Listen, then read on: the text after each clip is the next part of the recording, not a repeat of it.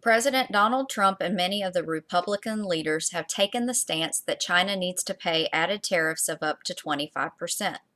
As of September 1st, 2019, the U.S. will start with an increase of 10% on many remaining items not under the present tariffs.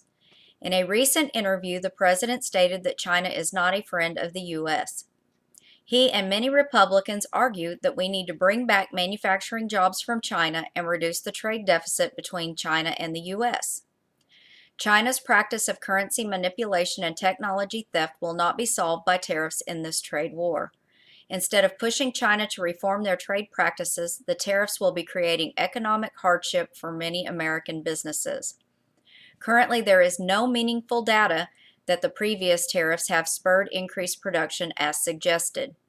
Aluminum and steel production in the U.S. rose slightly at first, but has since fallen flat.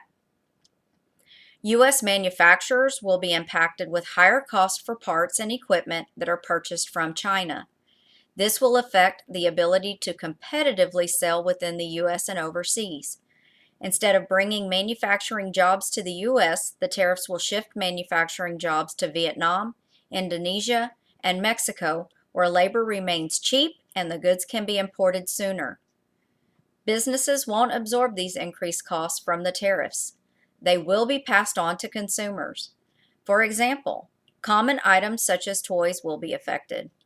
Hasbro has already stated it will raise prices should the tariffs increase, and Mattel, who makes Hot Wheels and Barbies, has threatened to reduce their manufacturing footprint. With the upcoming holiday sales, we can anticipate consumers needing to cut back on purchases, impacting families and businesses.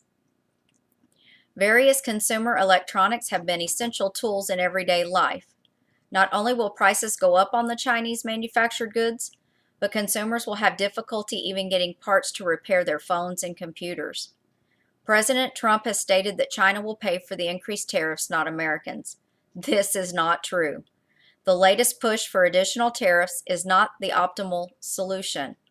This creates hardships for Americans while doing little to improve the trade gap with China.